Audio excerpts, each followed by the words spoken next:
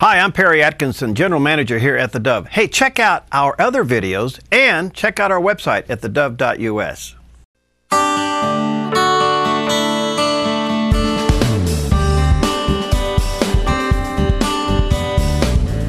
Welcome to Focus Today. I'm your host, Perry Atkinson, and boy, what an honor to have with us today Jay Sekulow. He is the Chief Counsel for the American Center for Law and Justice.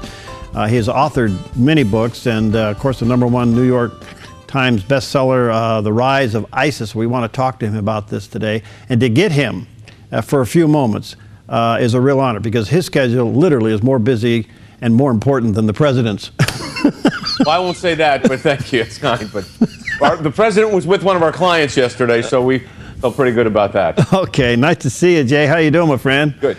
Doing great. Thanks for having me. Thank you, and thanks for what you and your son and your entire team do. Thanks. The president seemed to go right past ISIS and Al-Qaeda in his speech to the State of the Union. What do you think's up?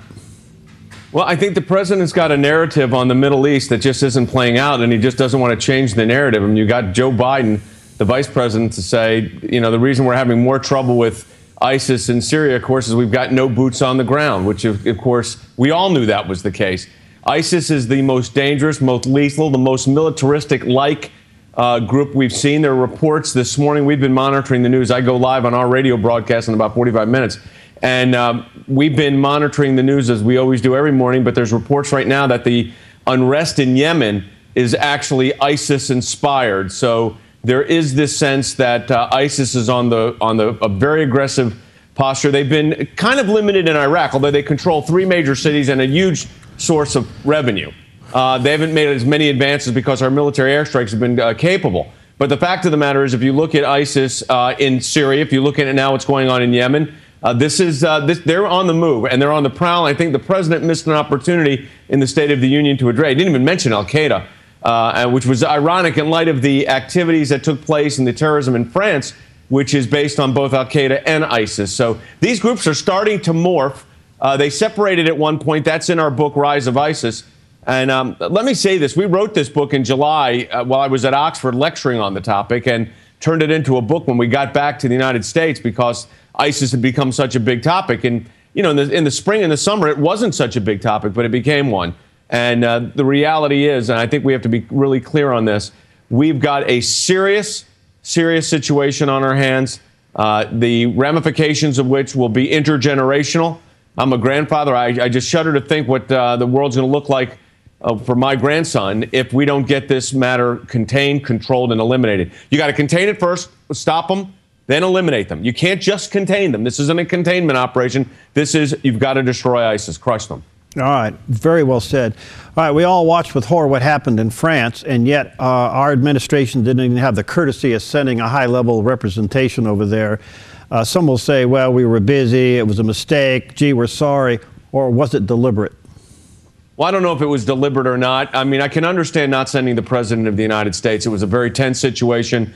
It was with very little notice, and you'd have the commander-in-chief and the most powerful political figure in the free world there. I can understand security concerns, but I'd have security concerns for all those that participated. But I certainly think we could have sent a vice president, a secretary of state. My goodness, we had the attorney general was over there. He just left before the march. So I think that this was, look, the White House said it was an error.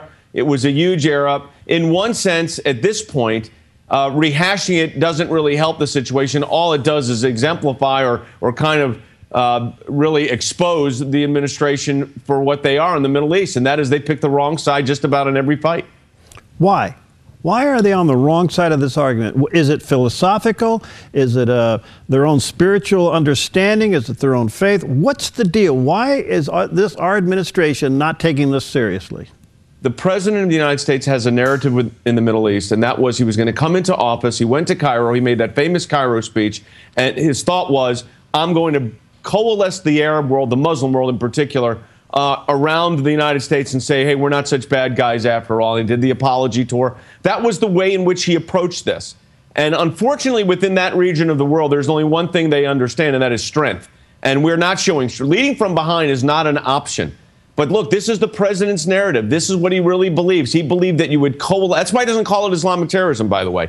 He thinks that heightens the level of anxiety. In our book, Rise of ISIS, I've got a copy here. There's a page of it, and I go into this, and I think it's on page 44 of the book. And I remember the page because it talks about what really is happening with these groups.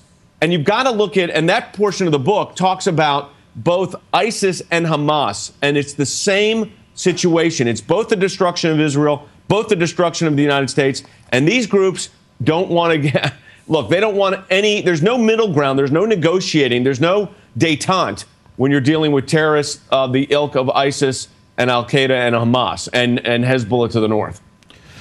Wow. All right. What's happening with ISIS in the country? We hear about cells, we hear about the threat. How threatening and how vulnerable are we? Well, look, I mean, we have to be right 100% of the time on our national security. They only have to be right once.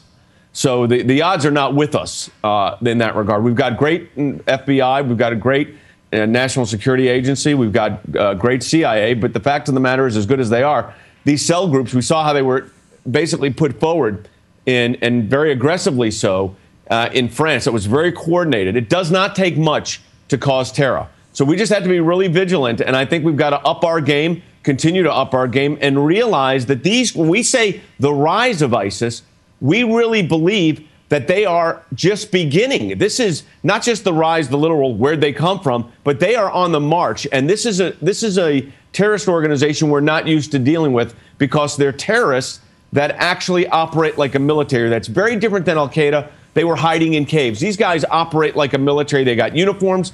They take over cities. Mm-hmm. They are really merciless. And not that Al-Qaeda isn't. They certainly are as well. But this is a whole another level of brutality.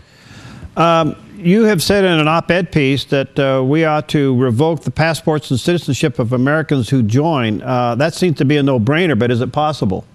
Well, it's going to take a change of the law because right now the way the law works is if you take up arms with a foreign state, and that state's obviously a foreign state that's in conflict with the United States, what you'll have is a situation where there can be a deportation proceeding. But when you do not have a foreign state, and Al-Qaeda and Al-Qaeda in the Arab Peninsula, ISIS, they're not foreign states. They're terrorist organizations. So you need to change the existing law to include designated terrorist organizations. Just that's all you have to add to the law, but that's going to take an act of Congress. It seems that the French response to their attack was very significant. Millions took to the streets. Do you think we'll ever see that in the United States where we say, hey, wait, enough is enough? Well, I don't know. I mean, the United States has got a rich history of protest and civil disobedience. I don't think we're at that level yet. I think what we're at a level right now is what do we do to make sure this doesn't happen? What happened in Paris doesn't happen in the United States. And that takes the police, that takes the American citizenry being on alert, that takes the FBI, the CIA, a coordinated effort on the Justice Department, and a priority that this is a priority that we will go after here. And I think that's where the administration has an opportunity in the next 24 months to increase the priority on this and to work it aggressively. I'm hopeful that the administration will understand this. I think they do understand the significance of it. Look, I mean, I don't agree with President Obama's policies, but he's the commander-in-chief. He's the president of the United States. I respect his office. That doesn't mean I agree with the policies. On terrorism, we need to fight it like it's a war. That's what it is. But you got to be able to label the enemy who they are. Yeah. And they are Islamic jihadists. And, if you're afraid to say that, it makes it very difficult to engage them in conflict. All right, the book is entitled The Rise of ISIS. And hold it up there, Jay, for people who can get to see a picture of it. By Jay Sekulow. There it is. Get it in the bookstores. And it's a must-read, #1 New York Times bestseller. Jay, you probably heard the news the last day or so that Speaker Boehner invited Prime Minister Netanyahu to speak. Now, the last time he spoke to a joint session of Congress, he brought the House down. Yeah. And the president's a little upset about it. What's the protocol? Is he okay for doing this? Well, I mean, the protocol is the Constitution says if the House and Senate, the Congress wants to have a speaker come in, a head of state, they can do it. So I don't know what this protocol breach nonsense is. I mean, Benjamin Netanyahu is the prime minister of Israel right now, and the joint session of Congress has asked him to speak. You know what the answer is? He gets to speak. Now, whether they should have called the president first or should have called him after, or whether Bibi's office should have called, I think that's kind of misses the point. The point is that Israel is worried about Iran, as we should be. We are in negotiations with Iran. I think it's appropriate for the Israeli prime minister to address Congress and really lay out the case of what we're dealing with. I think it's a brilliant move. I mean, if you granted, Speaker Boehner's gotten a lot of hits lately, and maybe some of them are well-deserved. But on this move, he's going to heighten the importance and the understanding of the threat of Iran to Israel. And I think here comes in a new sitting Congress. Man, it's a brilliant move. Well, I think it's a smart move, too. I think the reality is, though, and I've got, look, the president sat down with one of my clients yesterday, Naghmeh Abedini, for a pretty lengthy meeting on her husband, is held captive in Iran. He's an American citizen. He's a pastor. He was born in Iran, was building an orphanage, been in jail for 2.5 years, sentenced to 8 years. The president of the United States sat down with Naghmeh yesterday, so I really appreciate that. I put on Facebook, "Thank you, Mr. President." I mean that. Having said that, I think that, we need to get our guys out of Iran. If we're going to cut some kind of deal with them one way or another, well, let's get the Americans out. That's called in diplomatic talk, that's called a confidence building measure, and we should be doing that. But right now, we're not. Are you expecting sanctions as a result of this speech? I'm not sure that advances the cause right now. I'm not opposed to it. I think that the lessening of sanctions has given Iran a free pass. It's almost like we paid a ransom and got nothing for it. So increasing the sanctions now while the talks are going on, I don't know. I would support it only because I think giving Iran anything at this point is dangerous. But as I said, I've got a client that's sitting in a jail there, so I need to be really careful. All right. Now, Abedini, has the president somewhat boxed himself in with this because he met with his wife? He said, "I'm going to do what I can. It's a top priority."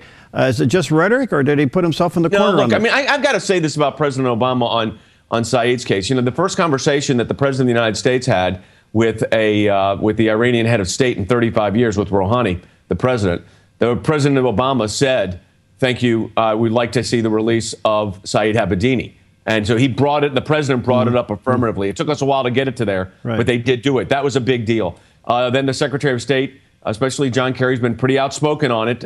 They've been bringing it up at the talks. We know that. There's other information I can't share with you where there are significant developments that are positive. I think the president meeting with Naghmeh should be viewed as a very positive sign for the ultimate release of Saeed Abedini. Is it next week? Is it next month? That I don't know. But I know that the fact that the president of the United States met with Naghmeh, and Naghmeh said he was gracious, he was concerned, he was compassionate. That was good for my client. That's good for Saeed's case as well. Yeah. So I'm optimistic that we've got this, certainly have the attention of the White House, and that's a big deal. That is wonderful. I know your time's short. Thank you, Jay. Our prayers are with you, and especially on this case, that God give you a favor in all of this. We'll see you at the NRB, I suppose, you and your son. Yes, sir. Again, thanks for what you do, buddy. Sure. Appreciate it. Okay. Bye-bye. All right, we'll be right back.